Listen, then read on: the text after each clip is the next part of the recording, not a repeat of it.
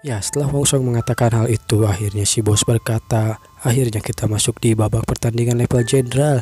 Dua pertandingan lagi dan aku akan berada di final, kata Wong Song. Kau meledekku ya, ucap orang yang tadi. Menurutmu bagaimana, kata Wong Song. Tidak ada satupun grup yang berani bertingkah seperti itu di hadapan Guang Tairang, ucap orang itu. Akhirnya Wong Song menghadapi orang itu. Kau pun akan bernasib sama seperti orang-orang yang lain. Dan ya, orang itu langsung maju melesat ke arah Wong Song. Dia pun langsung menggunakan jurusnya. Kau pun akan bernasib sama tuan. Dan slash. Wong Song menebaskan beberapa tebasan melalui tembaknya. Kau sama sekali tidak tahu betapa dalamnya seni bela diri, ucap Wong Song. Di sana dia hanya bisa tertegun, apa itu? Dan di belakangnya beberapa tebasan itu menggores dinding dengan sangat dalam. Wong Song yang terus melaju ke sana. Dengan cepat dia bergerak tanpa disadari pedang itu sudah berada di depan mukanya. Namun saat dia akan menyerang mukanya, dia dengan refleks yang sangat cepat menangkis pedangnya. Kentrang, tangkisan itu menimbulkan suara bunyi yang sangat nyaring. Di sekitar ruangan, pemuda itu pun tidak berdiam diri begitu saja.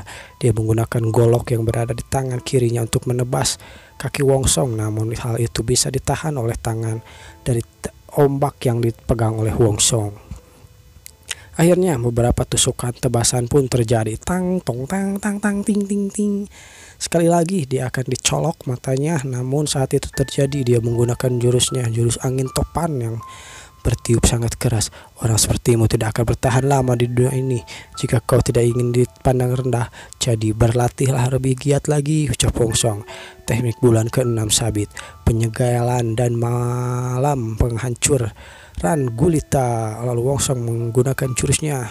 Beberapa tusukan terjadi, lalu tusukan itu dipadukan dengan tebasan, dan hasilnya adalah sebuah serangan yang sangat kuat. Dia terhempas melalui serangan itu dan berakhir begitu saja. Dia berakhir begitu setelah menabrak tembok yang ada di belakangnya. Akhirnya keputusan pun telah dilakukan. Nomor 900 menang. Teknik penyegalan dan penghancuran, ya, ucap si bos dalam hatinya. Teknik itu sebenarnya bukan teknik iblis, tapi entah kenapa tercampur dengan teknik yang lain dan lebih pamungkas dibanding 10 teknik yang lain. Tak kusangka seorang yang memiliki teknik mematikan itu ada di gua ini sekarang. Anak ini menjadi salah satu terkuat di kelompok kami rupanya, ucap si bos. Baiklah kalau begitu, pertandingan berikutnya adalah nomor 17 dan nomor 109 masuk ke arena. Si nomor 17 atau si perempuan saingan Wong Song masuk ke dalam arena. Dalam hatinya Wong Song berkata, mari kita lihat bagaimana kekuatan gadis ini. Singkat cerita, ledakan pun langsung terjadi di arena itu. Pertempuran yang terjadi antara si nomor 17 dan si 109 menghadirkan beberapa ledakan yang sangat kuat. Energi yang kuat terpancar dari sekitaran mereka. Mereka sudah saling menyerang sebanyak 20 kali, ucap para penjaga. Dan bela diri mereka juga luar biasa. Namun belum ada tanda-tanda siapa yang akan menang. Sementara itu Wong Song di sana hanya melihat dengan bosan. Kayaknya Yong akan menang deh, sambil memegang pundaknya. Baiklah kalau begitu, lalu si nomor 17 menggunakan serangannya, namun serangannya ditahan oleh nomor 109. Serangannya begitu kuat sampai pedangnya harus ditahan oleh tangannya lagi oleh si 109. Dalam hatinya dia berkata, sialan, apa-apaan gadis ini. Dengan refleks dia menjauhkan pedangnya. Nomor 17 mundur dan memperhatikan musuhnya. Saat dia akan menyerang, dia tiba-tiba saja terpental oleh sesuatu. Karena keringanan tubuhnya, dia mudah terpental. Di sana si nomor 17 mencoba untuk menahan sekuat dengan tenaganya untuk menahan serangan dari si nomor 109. Selain itu si 109 juga sudah kelelahan, nomor 17 juga sudah kelelahan. Mereka berdua kelelahan dan saling bertatapan. Tak lupa mereka menarik napas yang panjang. Sepertinya pertandingan akan berakhir, ucap Wong Song yang melihat pertarungan mereka di pinggir lapangan. Tanpa mereka sadari, nomor 17 akhirnya menggunakan jurus pamungkasnya. Terlihat aura kemerahan yang hitam, ki dalam yang sudah dipelajari selama 14 tahun ada di sana. Di sana Wong Song terkejut akan sesuatu. Tunggu, ini adalah The Dark Flower Red Heart. Sebutan dari The Dark Flower Red Heart ialah the first connection of the cold, the heavenly demon. Dia ternyata ada alasan kenapa menyembunyikan siapa dirinya sebenarnya. Jadi begitu ya. Si nomor 17 atau Cho Ayong ini mungkin menurut admin ya adalah keturunan dari Heavenly Demon ya, karena dia menguasai jurus yang hanya dikuasai oleh Heavenly Demon sebelumnya, ucap Wong Song seperti itu. Di sana juga si bos memperhatikan kemampuan si nomor 17. Dia hanya tersenyum dengan sinis begitu saja. Hehehe, cukup menarik. Para pengawas kelihatannya sudah menyadarinya juga. Menakjubkan, Divine Art of the Heavenly Demon ya, ucap Wong Song. Selanjutnya kalau begitu, segera masuk nomor 900 ke arena. Singkat cerita, nomor 17 pun akan melawan nomor 900 atau Wong Song setelah mengalahkan pesaingnya yang dulu si nomor 109. Wong Song dengan cepat langsung masuk ke arena. Dia mengeluarkan beberapa kuda-kuda, mengeluarkan beberapa gerakan untuk melakukan pemanasan dan kecak dar. Tubuhan saling beradu di arena. Di sana nomor 17 terpanting ke belakang. Penerus dari Heavenly Demon ya, kata Wong Song dalam hati. Rupanya Wong Song sudah yakin sekali kalau nomor 17 adalah keturunan dari Heavenly Demon. Dengan singkat dan padat Wong Song memutar-mutar tombak yang dimilikinya. Putaran tombak itu menghasilkan sesuatu, aura-aura yang membelah tanah dan lantai yang ada di arena. Aura-aura itu menyerang ke nomor 17 dengan cepat. Nomor 17 dengan refleksnya yang sangat sibat, dia menggunakan jurusnya beberapa tebasan seperti bulan, langsung diarahkan ke si nomor 900 atau Wong Song. Namun di sana Wong Song berhasil menghindarinya dan bahkan menahan beberapa di antaranya. Wong Song terus menyerangnya lagi karena tidak mau kalah dan karena dia ingin membuktikan bahwa dialah yang terkuat. Dia tidak ingin kalah dari keturunan sang Heavenly Demon. Dia menggunakan jurusnya untuk meledakkan si nomor 17. The Dark Flower Red Heart merupakan first connection of the cult of Heavenly Demon, ucap Wong Song. Tapi tubuh Anchiong tidak mampu menahannya. Terlihat di sana si nomor 17 kepayahan menahan serangan Wong Song. Retakan tanah berada di bawahnya terjadi karena menahan serangan Wong Song. Terlihat dia tidak memiliki cukup ki untuk menggunakannya, kata Wong Song. Jadi begitu ya. Sementara itu pengawas yang terkejut karena nomor 17 yang sedang terpojokkan. Dia mungkin akan melakukan sesuatu, namun di sana Wong Song tidak terlalu mempedulikannya. Dia terus menyerang nomor 17 dengan brutalnya. Nomor 17 menghindar, Wong Song menyerang dar. Lalu beberapa tebasan terjadi. Teng. Wong Song dalam hatinya, kau masih menahan untuk tidak menggunakan The Dark Flower Red Heart itu, Kenapa kau melakukan itu? Apa kau meremehkanku? Kata Wong Song. Dia ingin mengujiku. Apa dia ingin beradu ketahanan denganku? Kata Wong Song. Namun di sana nomor 17 menyadari sesuatu. Dia terkejut dengan sesuatu. Akhirnya itu adalah jurus pamungkas yang baru diciptakan Wong Song. Beberapa aura yang seperti liquid muncul dari tubuh Wong Song. Wong Song menajamkan kuda-kudanya. Dia membungkuk. Lalu aura-aura kegelapan mulai ada di kelilingnya. Menghilanglah dari pancaran bintang, ucap Wong Song. Di sana si bos dan para ajudannya terkejut. Apa itu? Wow, apa itu? Kata para ajudannya. Namun di sana sebuah pedang terjatuh. Seseorang mengangkat tangan dan itu adalah si nomor 17. Tanpa ada orang yang tahu apa yang dia pikirkan, dia berkata, aku menyerah, dia terlalu kuat, ucap nomor 17. Di sana Wong Song yang melihat hal itu terkejut juga. Apa-apaan itu? Aku sudah terluka tahu, ucap nomor 17. Sambil melihat nomor 17 dengan mulut yang berdarah. Itu sebabnya dia tidak menggunakan The Dark Flower Red Heart ya, ucap Wong Song. Dia tidak mampu menahan ketahanan tubuhnya sendiri. Efek dari menggunakan teknik Divine Art itu ternyata membebani tubuhnya, ucap Wong Song. Tanpa ki yang besar, dia tidak akan bisa melakukan itu. Mengecewakan, ucap Wong Song. Akhirnya singkat cerita, setelah beberapa ledakan terjadi di arena, beberapa kehancuran pun terjadi di arena. Wong Song yang melihat beberapa bekas dari pertarungan mereka. Dia tidak menyadari betapa gilanya pertarungan mereka yang tadi mereka lakukan. Di sana nomor 17 berkata, kau berhutang padaku ya. Bodoh amatlah, kata Wong Song. Sambil tidak mau peduli, bersihkan darah itu. Wong Song memberikan handuknya atau sapu tangannya kepada si nomor 17. Sudah kuduga kau akan penuh kejutan nomor 900.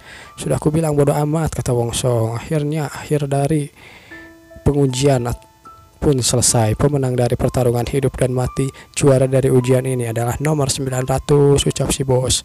Selamat. Aku cuma beruntung, Wongsong menundukkan kepalanya sambil berlutut. Dia berkata, terima kasih atas pengajarannya, bos.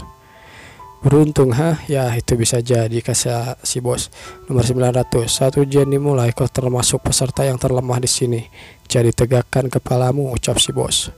Tidak ada peserta yang berhasil juara dengan nomor urut lebih dari 900, yang tertinggi jauh dari nomor 200. Ya, nomor 200 itu pun bahkan tidak bisa dibandingkan denganmu. Di luar dari fakta tersebut, kau mencetak rekor baru, yang berarti ada dua yang pasti, kau memiliki sesuatu yang tidak kami miliki, ucap si bos, atau kemungkinan saja semangatmu yang melampaui nalar itu menjadi dan membuat potensi bela dirimu keluar. Lalu bagaimana menurutmu? Aku sendiri tidak yakin, ucap Wongsong. Aku tidak tahu apa yang terjadi dengan diriku, ucap Wongsong. Hahaha, si bos hanya tertawa sinis. Jadi begitu ya. Sesuai dengan janjiku akan kuberikan logam hitam dengan pola api ini. Si bos mengeluarkan sesuatu, itu adalah logam hitam dengan pola api. Mungkin logam hitam ini semacam meteor kali ya. Besi terkuat gitu. Terhubung dengan senjata modal tombak. Bentuk dari logam ini pasti sesuai dengan yang kau inginkan, ucap si bos. Tanya saja ke pengawas tentang bentuk apa ya yang kau inginkan dari logam ini. Untuk sekarang beristirahatlah. Nomor 900.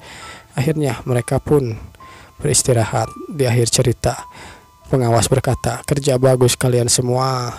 Hanya beberapa dari kalian yang selamat, dan peserta yang berhasil sampai ke fase ini juga patut diperhitungkan.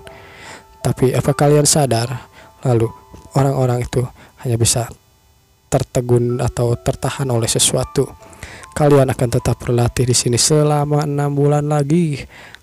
Sementara itu kita dimajukan scene-nya ke beberapa saat kemudian.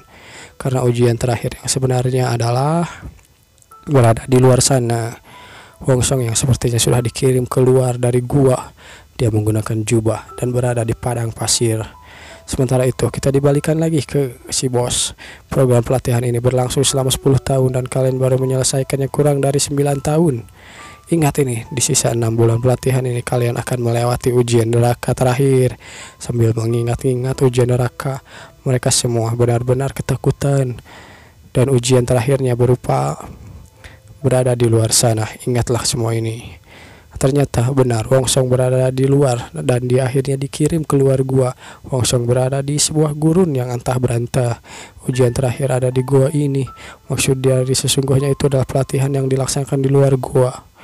Setelah melalui proses tersebut, para peserta diharapkan dapat mendapatkan pengalaman yang luar biasa, berupa pengalaman yang berbahaya yang di luar, dan bisa juga langsung berkontribusi ke kelompok Cult of Heavenly Demon. Semua kontribusi dan proses yang dijalani peserta selama sisa 6 bulan pelatihannya semua akan dievaluasi. Terlihat seseorang terkapar dan seseorang itu mungkin diburu karena dia adalah seorang bounty ya, atau buronan. Di pelatihan ini, setengah dari peserta yang tersisa akan diberikan tugas untuk berjalan menuju padang pasir yang luas. Wongsong pun juga begitu. Terlihat Wongsong menggunakan jubah untuk menyatu dengan pasir. Dia membuka botolnya untuk minum beberapa tegukan air. Wongsong di sana sepertinya sudah kelelahan, dia kelaparan dan kehausan dari bibirnya yang mengkerut. Dalam hatinya dia berkata, padang pasir ini, tugas yang diberikan terbagi menjadi misi kelompok dan perorangan. Sementara itu, tiap-tiap peserta juga ditugaskan untuk melakukan faksi-faksi yang berada di sekitar. Dan untuk menaklukkan itu, dengan berarti The Cult of Heavenly Demon bermaksud untuk katakan semua atau ratakan semua area yang ada di sekitar gua. Menaklukkan kelompok-kelompok lain sebelum mulai peperangan ya merupakan sesuatu strategi dasar dari kemiliteran. Pada akhirnya kelompok ini berencana untuk memulai peperangan, ucap Wongsong. Apa aku akhirnya akan bertemu dengannya setelah memulai peperangan? Wongsong yang teringat dengan balas dendamnya kepada si ketua ortodok cukup mengejutkan, namun tidak berarti hal tersebut membuatku memikirkan sebelumnya. Misi yang diberikan padaku yaitu menaklukkan Sandstorm of the Dead, juga menyelamatkan atau melemahkan kekuatan musuh. Sandstorm of the Dead, kelompok pencuri yang terus berkembang setiap saat. Pergerakan mereka yang sangat cepat dibantu oleh beberapa kuda mereka menjadi sulit untuk ditaklukkan. Karena pergerakan mereka yang cepat dibantu oleh beberapa kuda-kuda mereka, kelompok yang kami diusahakan karena mereka lebih menguasai area padang pasir ini. Sementara aku tidak tahu apapun tentang padang pasir ini. Wong Song masuk ke dalam ruangan. Beberapa orang melihatnya. Bahkan ku selesaikan misi ini membasmi Sentinel of the Dead sangat sulit. Bahkan setelah beberapa hari, Wong Song tidak menemukan informasi apa-apa. Dia sedang berkemah di gurun pasir membakar beberapa api unggun, mengampar tikar, dan sepertinya akan beristirahat. Sambil dia berpikir alasan kelompok Heavenly Demon tidak membasmi mereka sebelumnya adalah kami pencuri tidak perlu diperhitungkan hingga kelompok mereka berkembang pesat hingga sekarang. Bagaimana bisa mereka menjadi lebih kuat dengan waktu yang singkat, ucap Wong Song. Aku harus menggali informasi lebih dalam. Sambil memegang batu sesuatu. Jika kau ingin membasmi mereka, ingat lokasi ini, kata si bos sambil mengingat apa kata bosnya. Umroki, Turpan, Korla, Lopnur, dan Kasgur, itulah yang dikatakan si bos. Lopnur, Sambil melihat sunrise, Wong Song berjalan mengitari padang pasir itu menuju Lopnur. Lopnur adalah merupakan salah satu area terluas di sekitar danau Xinjiang yang sama dikelilingi oleh padang pasir. Beberapa kota yang berada di sekitaran danau juga ada di sana. Tempat itu terdapat buku Bokohan. Tuku Bokohan merupakan tuku buku tradisional di Sichuan yang dijalankan selama 5 generasi. Tuku buku tersebut hanya tuku buku pada umumnya yang dijalankan oleh si ketuahan atau orang tuahan yang berumur 60. Lalu, sementara itu, Wong Song yang berjalan untuk menuju ke toko bukuhan. Dia berjalan melewati gurun pasir. Wajah serius membayangi mukanya. Walaupun masih pagi-pagi buta begini, tapi di sini sudah ramai, ucap Wong Song. Tapi aku harus segera ke toko bukuhan tanpa harus melakukan apapun. Terlihat keadaan pasar di sana yang sudah ramai meskipun kumuh. Beberapa orang juga menjajakan dagangannya. Ada yang menawarkan diri mereka, dagangan mereka, barang mereka. Ada juga sebuah keluarga. Berhubung tempat ini merupakan persembunyian dari kelompok Heavenly, tidak ada seorang pun yang dapat membayangkan kalau tempat ini adalah tempat persembunyian dari beberapa informan dari Heavenly Demon. Wong Song yang masuk ke dalam sebuah pintu. Akhirnya dia masuk ke dalam sebuah toko buku. Aku kemari untuk mengambil pesanan, ucap Wong Song. Lalu di sana ada seorang tua yang berjaga. Apa ada yang bisa dibantu, Dek? Buku apa yang sedang kau cari, Dek? Sambil melihat Wong Song, memperhatikannya dari atas ke bawah lagi ke atas lagi. Dia menyadari sesuatu, cerita tentang Dirty of the Treach Horus, kata Wong Song. Orang tua itu yang terkejut dengan sesuatu yang diminta oleh Wong Song. Dia berkata, benarkah itu? Seingatku buku itu belum ada yang pesan belakangan ini. Bisa kau jelaskan kenapa kau memesannya, anak muda? Ya, memang sudah lama tidak dipesan, tetapi aku tidak mengingatnya dengan jelas. Mungkin setahun yang lalu ya. 1 tahun yang lalu. Berarti buku ini. Bisa kau bantu aku untuk mencarinya, Dek? Kata si orang tua itu sambil menunjukkan ruangan yang ada di belakangnya. Akhirnya Wong Song mengikuti orang tua itu. Dia pun masuk ke dalam ruangan itu. Membuka pintunya, bisa kulihat batu tulismu, ucap orang tua itu. Wong Song memberikan batu tulisnya yang diberikan oleh si bos. Tanpa ragu dia memeriksanya, ucap orang tua itu. Namun di sana orang tua itu terkejut dengan sesuatu. Batu ini, lambang jenderal di umur yang masih seperti ini. Apa kau serius, nak? Hehe, terima kasih atas pujiannya, orang tua, kata Wong Song. Informasi apa yang kau inginkan, anak muda? The Sandstorm of the Dead, ucap Wong Song. Dia berkata dia menginginkan informasi tentang itu. Akhirnya malam pun poek. Terlihat bulan sangat terang benderang di sana. Di gurun pasir, Wong Song tetap saja berkemah menggunakan api unggun dan selimutnya untuk tidur. Dia berada di atas tebing. Wong Song memperhatikan keadaan sekitar. Dia memperhatikan keadaan sekitar untuk mengawasi beberapa bandit yang sudah dia temukan. Lalu, saat dia mengingat-ingat lagi beberapa hari yang lalu, saat kesulitan dia melewati gurun pasir dan kehausan, kelaparan setelah semua ini. Jika aku meninggalkan Xinjiang dan bergegas ke Xiongxuan, aku bisa bertemu dengan mereka lagi. Orang-orang dengan target balas dendamku, kata Wong Song yang sudah tidak sabar untuk membalaskan dendam gurunya. Mungkin aku akan buang-buang waktu ke tempat ini sebenarnya. Dia berpikir antara menjalankan misi dari grup Heavenly Demonnya atau membalaskan dendamnya segera. Sambil dia melihat kertas yang diberikan oleh orang tua yang sebelumnya, dia mendekatkan kertas itu ke api dan mencari beberapa pesan yang tersembunyi. Sekuat apapun diriku sekarang tidak ada dibandingkan sebelumnya. Aku masih belum bisa menangani mereka hanya dengan seorang diri, ucap Wongsong dalam hati. Sambil terus memegang kertas itu dan menghangatkan kertas itu ke dekat perapian. Sambil dia berkata dalam hatinya, jangan terburu-buru, tenang dan fokus saja pada tujuanmu, ucap Wongsong. Pertama-tama aku harus berlatih dengan kelompokku dan menemukan sinkronisasi yang benar. Akhirnya pesan pun bisa terlihat. Wongsong terkejut dengan pesan yang itu. Dia terkejut dengan isi pesan itu. Pemimpin dari Sandstorm of the Dead yang bergabung ke kelompok 5 tahun yang lalu dipercaya sebagai Sword of Man, Mai Ho Sung, satu dari 3 pendekar pedang dari Kincheng. Di sana Wongsong kesenangan karena Mai Ho Sung. Aku ingat The Sword of the Blue Cloud of the Red Sunset bersama dengan 3 pendekar Dharma Wujang, The Wise of the Taiji Nanggong, The Sword of from the Emperor, dan Monhua the Devan Sword of Palver Sunset.